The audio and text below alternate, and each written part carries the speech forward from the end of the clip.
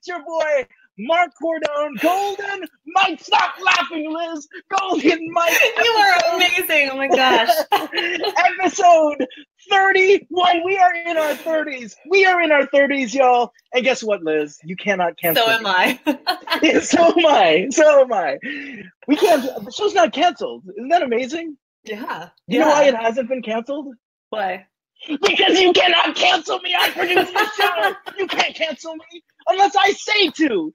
So it is good to be back. Episode 31 with Liz Czepiel, Liz executive coach, Liz learning leadership consultant, who is going to talk about, I'm out of breath, who is going to talk about the power of pivoting.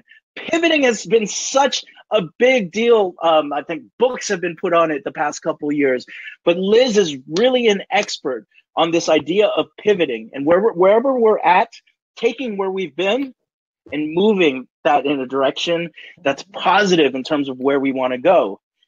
Just in case you haven't met me, my name is Mark Cordone. It's good to see y'all who have met me. I am a positive psychology coach. That's two things, Liz. Feeling good, and then living at your full potential. I thought you were going to say feeling good and looking good. Feeling good and looking good. So Liz, are you feeling good and looking good today? I am. And you know, I have to say, this is so synchronistic. I have about a week or a week and a half left in my 31 years. So my birthday's coming up. So that's so cool. This is your 31st show. So I'm so happy to be here. It is synchronistic. When is your birthday? The 8th.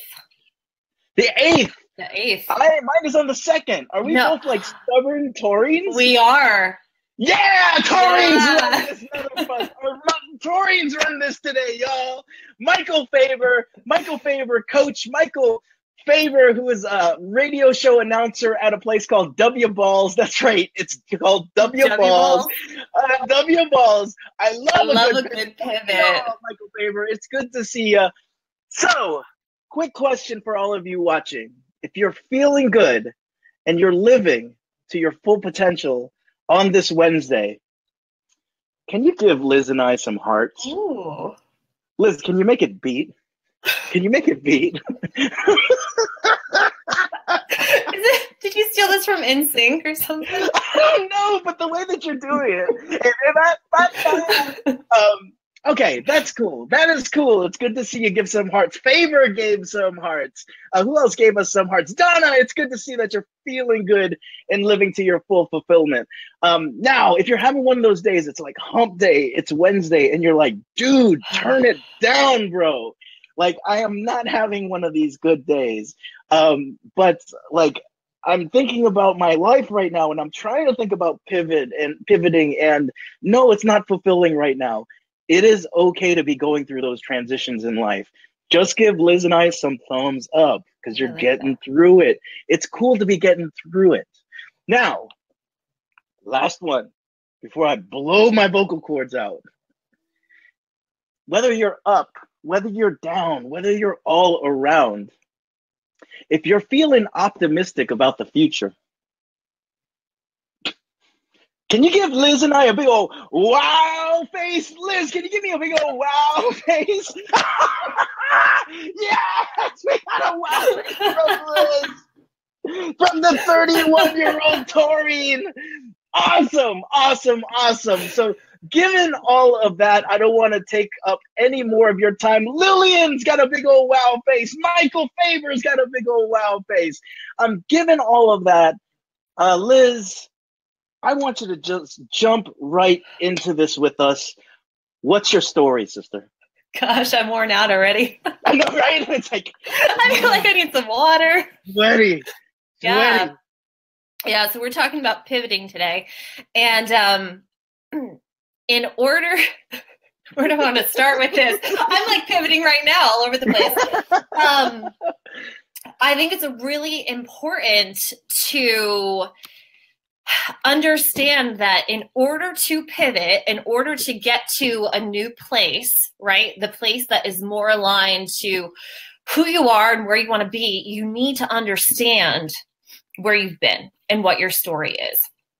And there's something that I learned about this past summer. I was in a doctoral program all about the temporality of time, right? And there are times in our life that we devote a lot of time to, right? There are memories, there are experiences that hold a lot of weight for us. And usually those are the things that shape our identities.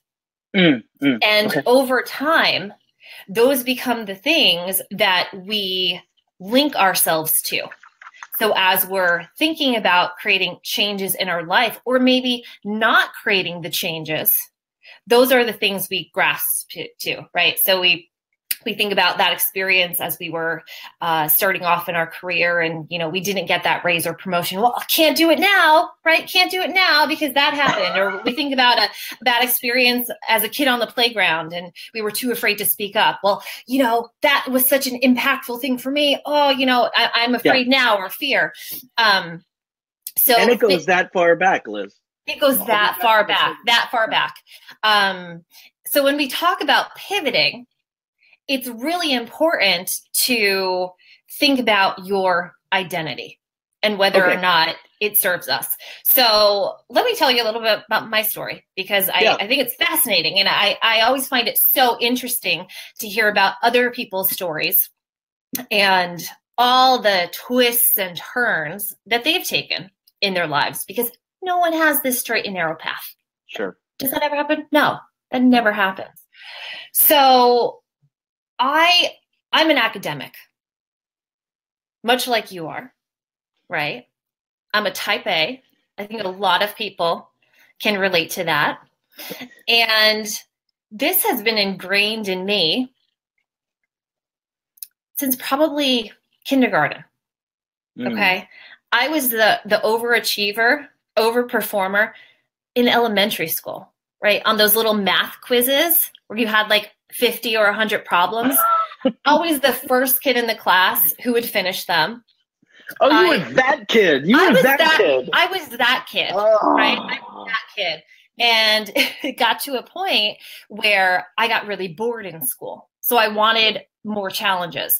And I ended up getting extra assignments from the teacher, extra homework, just to keep me occupied. Sure. Because I wanted to learn. I'm a consumer of knowledge, and I still am. But I held such great weight in academic learning. Now, did you speak up to like your teachers that you wanted more, or did they see that, okay, if she's finishing her quiz in 5 minutes and everyone else is taking 30, like we should probably give her more? Like how did that how does that happen so that you get more work? No, it was both. So it was me going to the teacher, and it was also them. I became like a teacher's assistant. Here I am, like 7 or 8 years old, helping to grade and instruct the other students in my class. And so you were a child TA. I wasn't getting paid for it, right? But I felt really special because I felt smart. And this has also been a theme, right? So I'm an academic. I'm the smart one, and I've always wanted to feel smart. Yeah. And who knows where this will take some diving into, right? Maybe some additional therapy appointments to figure out where this first came from. But this led me to being that responsible student, right? I was the high schooler with basically no social life, who piled on as many AP classes as I could. I was fully invested in the American dream. Okay. By middle school, I knew what college I wanted to go to, because that would get me into that corner office, and that would mean financial success. I'm sure a lot of people resonate with this. Yeah. And, by high school, I loved the college admissions process. I applied to 16 schools, and those college tours, it was like going on vacation. Getting to see the campus and getting to learn about the courses. So I got to college, and I was still heavily invested in studies.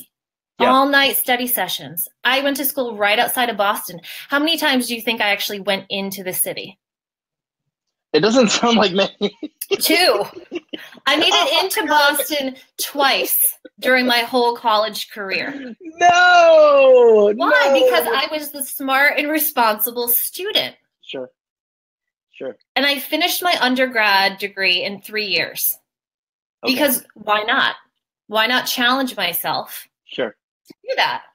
Sure. And it was a victory. Yeah, and that's what I was going to say. Like in terms of when you were talking about your identity being shaped by academics, finishing in 3 years is successful. When you come to it from that angle, right? No? Oh, okay. Yeah. So it Okay. was a definition of success. Yeah. That I had at that time. Yep. Absolutely. Absolutely. And it felt really good. Good. Okay. And I left school with my sights set on Wall Street. Okay. And found myself working for a nuclear energy firm, working in finance. And a few years into that job, I just remember sitting back and thinking that, this isn't really the dream. It's not the dream. I'm crunching numbers. I can do the work, but I'm kind of falling asleep here. Mm-hmm. I worked really hard for this. What do you mean by falling asleep? Oh, I mean like. You literally mean like from boredom or from overwork? From boredom. Gotcha. Yeah. Gotcha. So here we were, grade school, we knew what we wanted to do. High school, overachiever. Go to Boston. Not only do you focus, but you hyper focus to the point where you finish things in 3 years. You get this dream job, ostensibly dream job, and you're falling asleep in front of the computer. Yeah. Okay, interesting. Yeah. So, wanting to say back to you, Chrissy Collins, who's coming to us live today. It's good to see you, Chrissy. Where do we go from here? Where do we go from here? Yeah, so we're falling asleep in front of the computer. Yeah, so the plan was starting to fall apart. The plan that I had spent 20 years creating was starting to fall apart. And I wasn't sure where to go from here because it's fairly easy to create a plan. It keeps you grounded. Type A people like to have plans. They like to know where they're going. When that's not quite working out anymore, it's a little scary. So what do? I go back to my safe spot, which is school. And I enter a master's program. I love it. The plan, the fallacy. I go back to school because school, to me, always equates another level of success. It's always another line on the resume. Mm-hmm.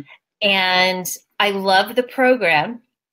I study everything about people and organizations and group dynamics and leadership. And it's really about the culture and the human capital of organizations.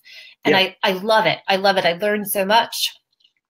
But the plan is starting to crumble because the financial path that I thought I would be walking down, that corner office, that, trading floor on Wall Street I thought I would be working on, I knew I couldn't do it. I'm falling asleep 3 years into that first job. That's not going to work 20, 30 years down the road. Yeah. And my disconnect and my fear of what would happen next and my inability to deal with the unknown came together and kind of illuminated itself in the form of an eating disorder, right? Okay. If I can't control everything that's going on around me, let's control what I can. Okay. And it was such a strange dynamic of things that were going on. Here I was loving this program. I was exploring all these new career paths. And I was abusing myself at the same time. There was such a lack of self-love. And this happened right at the end of grad school, where I graduated and I went into treatment weeks later. And all I can say is divine timing, right? And when we talk about pivoting, a lot of times that doesn't happen for us unless we have a moment of transformation. And transformative learning, if we look at the definition that was put on the table by Jack Mesereau, this renowned psychologist, transformation happens when we experience something that is so altering or so almost jolting to the system that it completely shifts our belief system and our ways of thinking, our ways of being, of living, and our paradigms. And for me, that was literally being on the verge of killing myself, right? I'm not overly religious or spiritual.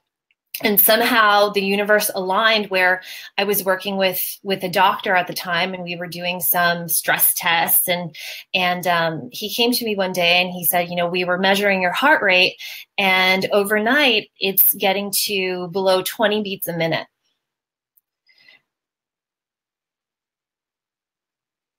And you need help. You need help. And now before the doctor said this, was there a certain reality that you knew that you were going through in terms of what was going on in your life, and then maybe being like, this will all straighten itself out after grad school? Or did you not realize just how dire you were in until the doctor came in? You ever see the cartoons with the angel and the devil? Oh, sure. Yeah.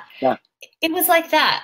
And what I would assume for people dealing with addiction is a lot of people experience the same sort of thing, where you have your thinking brain, right? You have your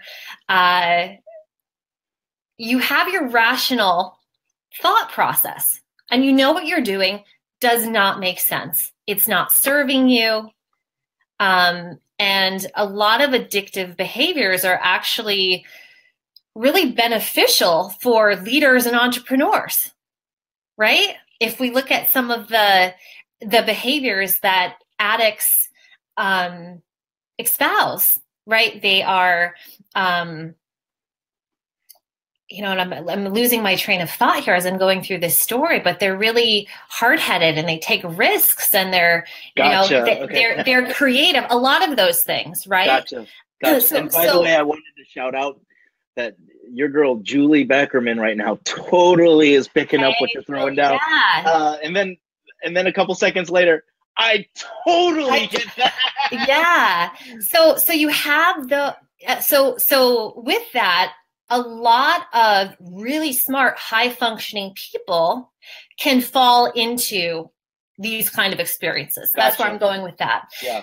So you have these rational thought processes that are happening, and at the same time, you have the disease, right? So going back to your question, did I realize what was going on? Absolutely. Absolutely. And for me, I wasn't able to snap out of it. Not that it was a 24-hour fix. By all means, it was not. But it took hearing from a medical professional, the physical, the physical kind of product of what I was creating, that I needed to make a shift, to make a pivot. Understood. So, And yeah. would you call that the moment of transformation, or the transformation was after that? Basically, it springboarded into transformation after that.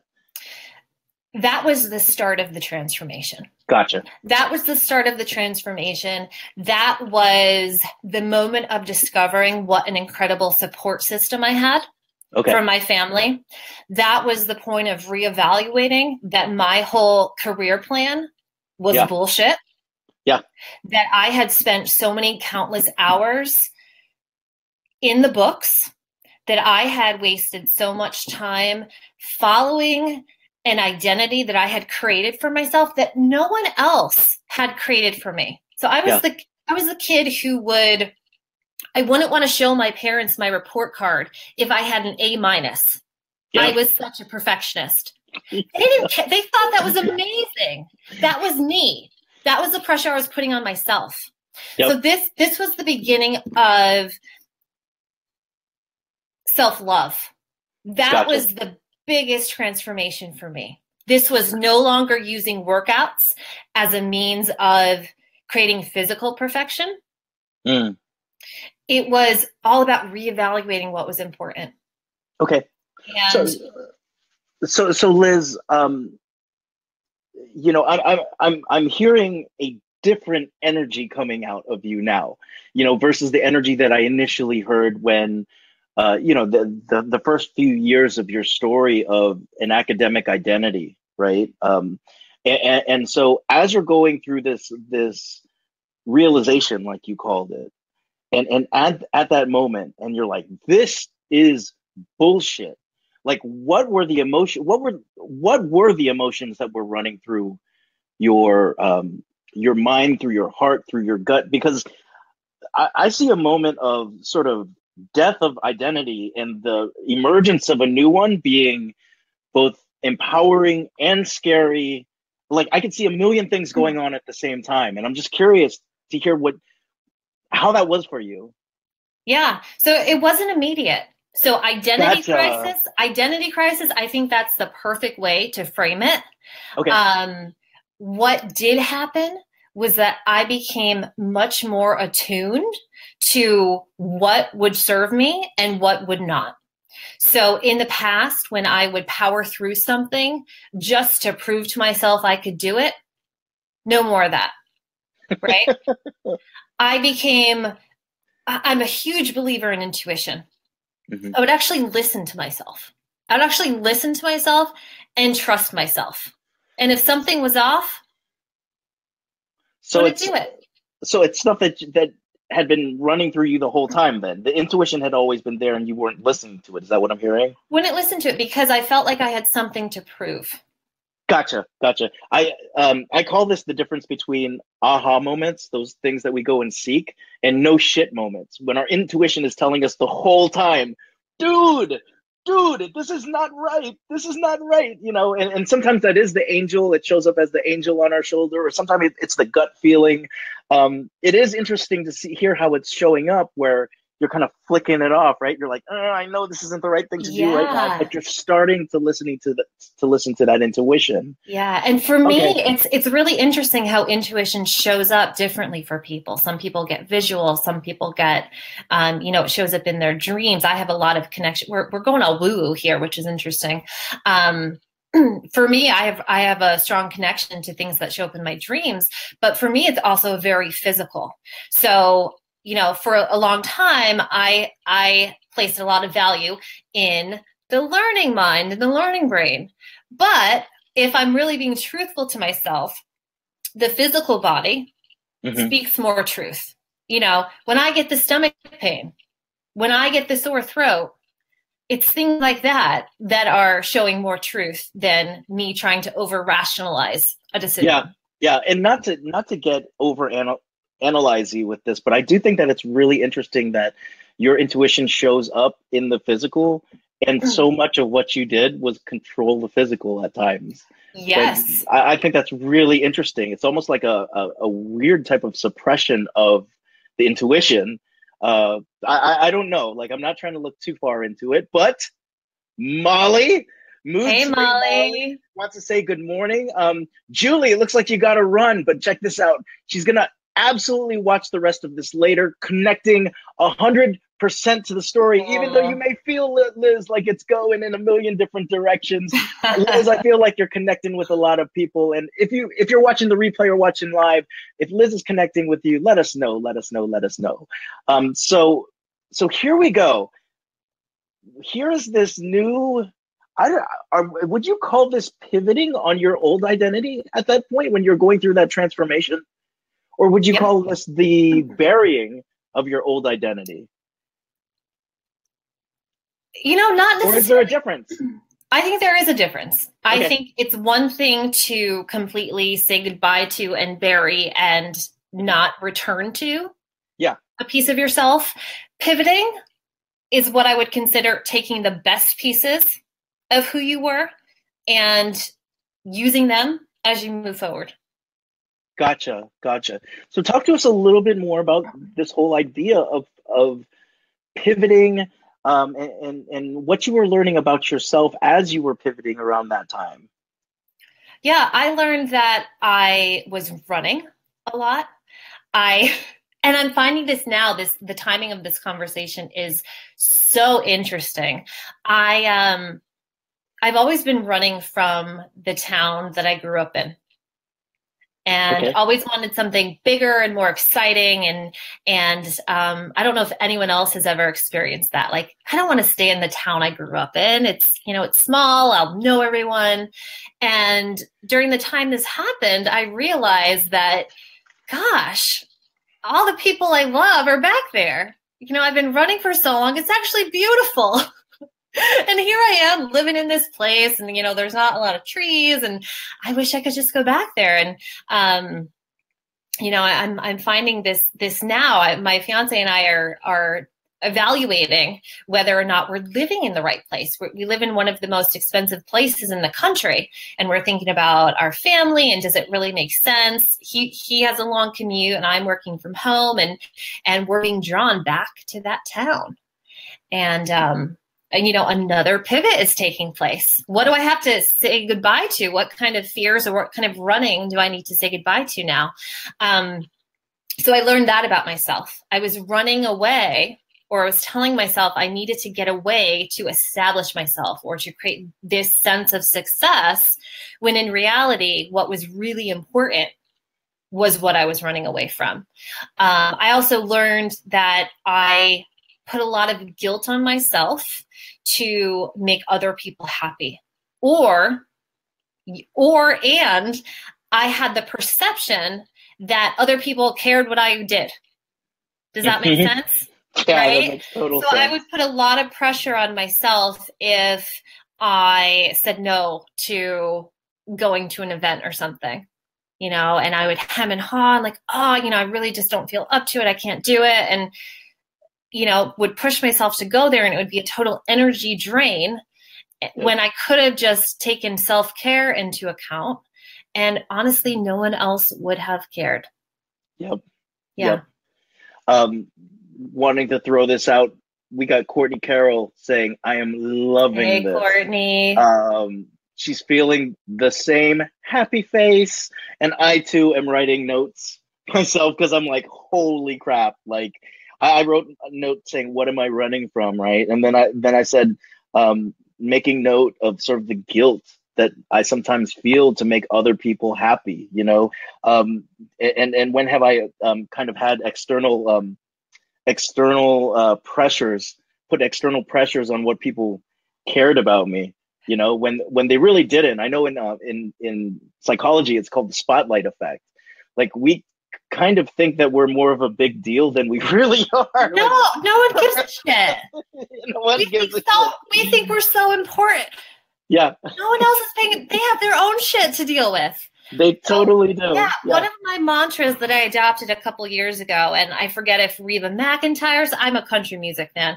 I forget if Reba McEntire said it or Dolly Parton, but they said something that was like, it's so simple. If it doesn't make you happy, don't do it. And that's how I evaluate decisions now. If it doesn't make you happy, don't do it. Yeah. And I'll tell you, that has served me so well in business and so well in personal decisions.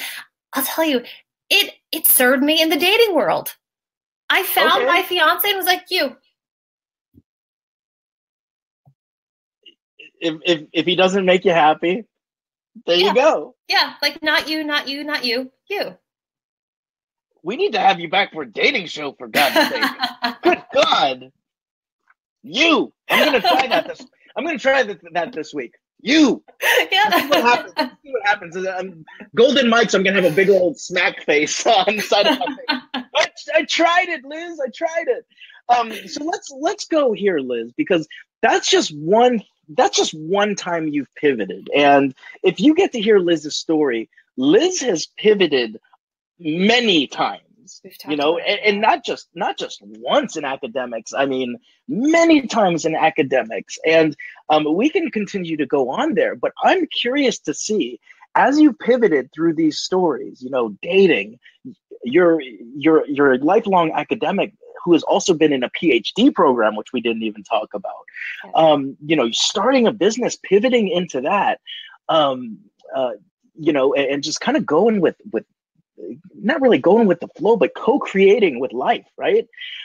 What, for those of us who are looking to pivot right now, and we're in the middle of work and we're watching this screen, and we may be in a job where we're not supposed to be watching Facebook Lives, but we know that it's time. Our intuition is telling us it's time. What are things that we can think about when it comes to actually pivoting without having to hit rock bottom, without having to take control of ourselves in ways that could be deleterious to our health, without having a doctor coming in saying, look, we just did an analysis and this is not good. What can we do to pivot without having to go through those things? Yeah. Be your own advocate. So if you are sitting in a cube and you're watching this and you're thinking, I'm miserable, I can't do this for another 10 years, I can't do this for another 2 years, know that you are the only one who can create the movement and the shifts to get to whatever that next step is for you. So we didn't talk a lot about my time in corporate, but I pivoted a lot in my corporate career. I've worked in nuclear energy and federal consulting, and I worked in the construction industry and done everything from finance to project management to HR. Why? Because I stood up for myself, raised my hand and said, this is the work I want to do. I want to lead these projects. And I made it known and I made myself be seen. So no one else knows what you need. So you need to get really clear on what it is, what's not working. First of all, what's not working, and then get really clear on where you want to go. Okay. Now, we felt the upswelling. We're feeling the it's time to go. It's coming out. We're an advocate now, right? Where do we go next? Where do we go next when it comes to truly pivoting? Find your support system. Yeah, I'd love to consider these people your personal board of directors. You know what I'm talking about? Yep, absolutely. Yeah. Yep. So who are the people surrounding you, whether they're in your organization, whether they're friends, but think about who you have on your board. They're the supporter, the cheerleader, the sponsor who will help open doors, the mentor, the trainer, the coach. Yep. And advocate to them the change that you want to create. There's so much power in your network. What I love about the advocacy and you being the self-advocacy and the support is that as you begin to pivot, you're changing your external identity and your internal identity. And the cool thing about knowing who truly is your support is that people who supported only your external identity will jump off. Liz is no longer an academic. She no longer serves me. Well, that's cool, because Liz is no longer that academic anymore. Liz is no longer that person who's going to abuse herself in order to be ostensibly what's successful. it's time to replace this with a new board of director member, someone who Exactly. truly supports. Let's go to Lillian. I love that. If it doesn't make me happy, don't do it. Lillian, Yes. don't know if you're in the dating world, but try that this weekend. Go up to somebody and go, you, see how it works. Let's see how it works next week. Bonnie, great advice. People don't know what you need unless you tell them. They so assume that you're wed to your position, you're wed to an organization, and they'll check up every now and then and say, how happy are you? But I would say for the most part, it's business as usual unless you disrupt. Yeah, I disrupted all the time and had new positions created for me because I was like, guys, I'm bored. What can I do? What can I help with? I'm that person. Hey, do a minute. Here's a proposal. Here's a project I can work on. Can I do it? Yeah. Amazing. So you've got your support system. What else can we think about? We got we got the intuitive hit. We've got the self-advocacy, and then we're surrounded by our friends, our family, our coaches, our therapists, our sponsors. Where do we go next in terms of pivoting?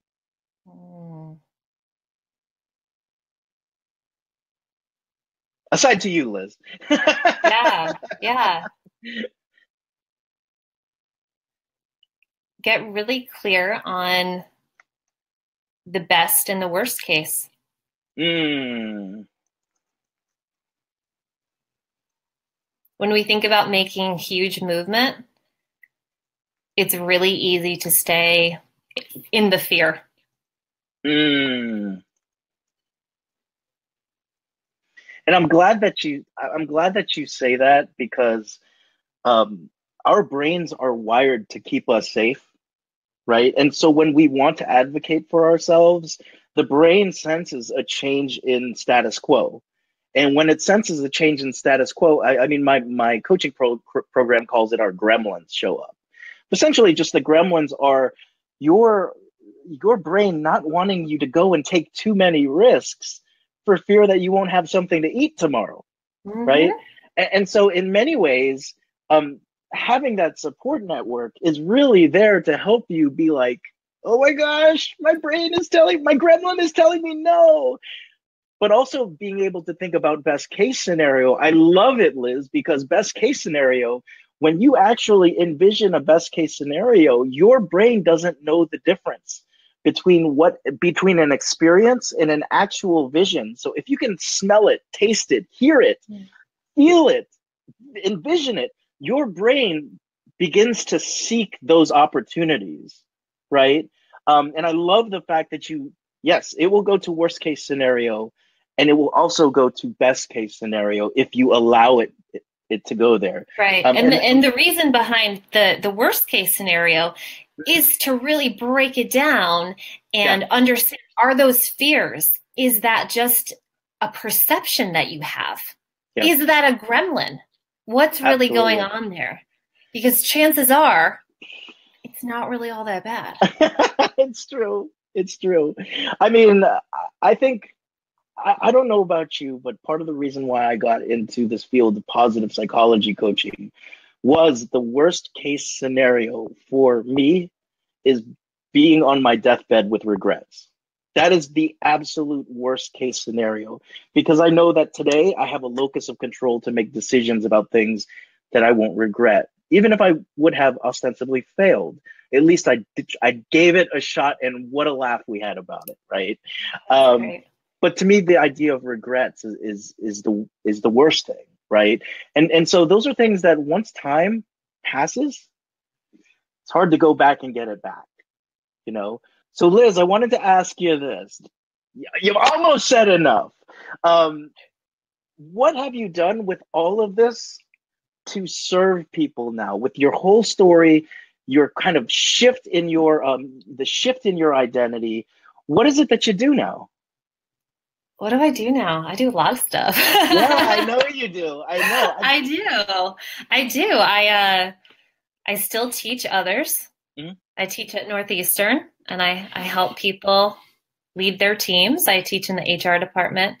And one of my heart places where I focus most of my time is on helping startups and entrepreneurs in transforming their clients. So I've spent, so many years in the corporate space creating training and leadership programs. And I now serve entrepreneurs in the same way. So I work with them in figuring out a strategy to bring their expertise to life, to train and create learning modalities for their clients, whether it's a program, a retreat, a workshop, a seminar, and bring those experiences to life. You're like a full package in terms of what you can do with those entrepreneurs, being able to bring it all to life. Yeah. Love it. So I've got your website here.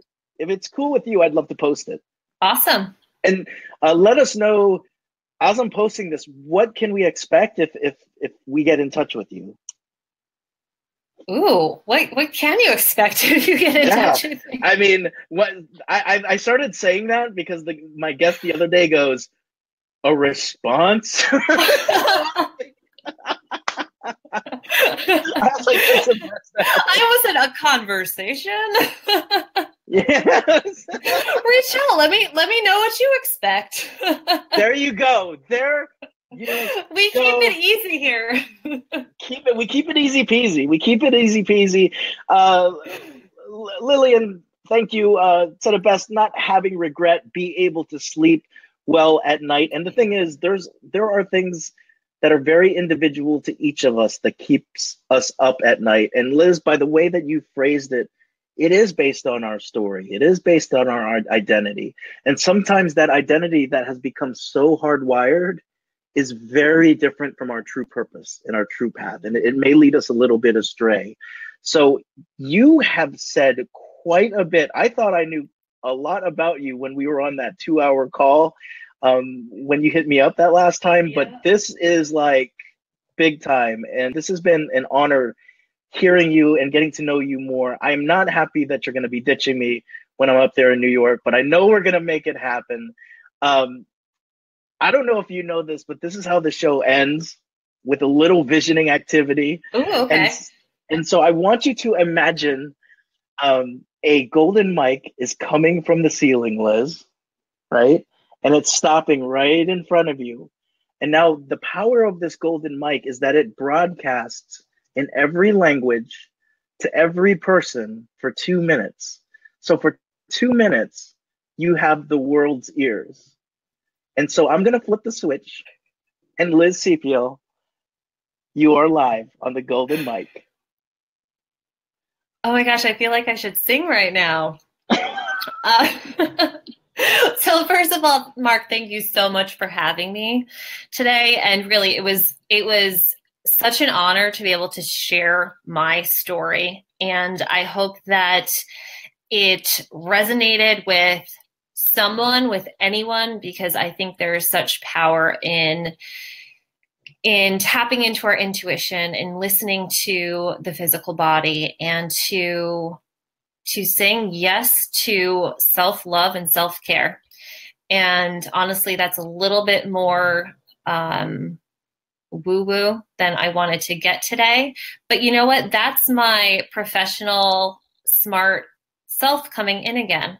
So when it comes down to it, we need to say yes to more things that make us happy. And if that speaks to anyone today, I feel like I have done my job for the day. Liz, you have said enough. Just like Lillian has to say, thank you so much. This was an awesome topic. Obviously, it resonated with a few people, and hopefully if you're watching the replay, you'll play it. Now, if you like this episode, I want you to like Liz. I want you to love Liz. I want you to share Liz and want some more of Liz. Share this episode out. This has been Golden Mike 31, just like her 31st or end of 31st year. It has been great. Thank you so, so much. I am Mark Cordone. Here's to feeling good. Here's to living in fulfillment. And if you already are, here's my question to you. What are you going to do to serve the greater good? What's your responsibility? I will see you soon. Tomorrow on the Golden Mic, we got episode 32. We're going to have a good one. But until then, it's Mark and Liz. We're signing out. See you soon. Peace. Bye.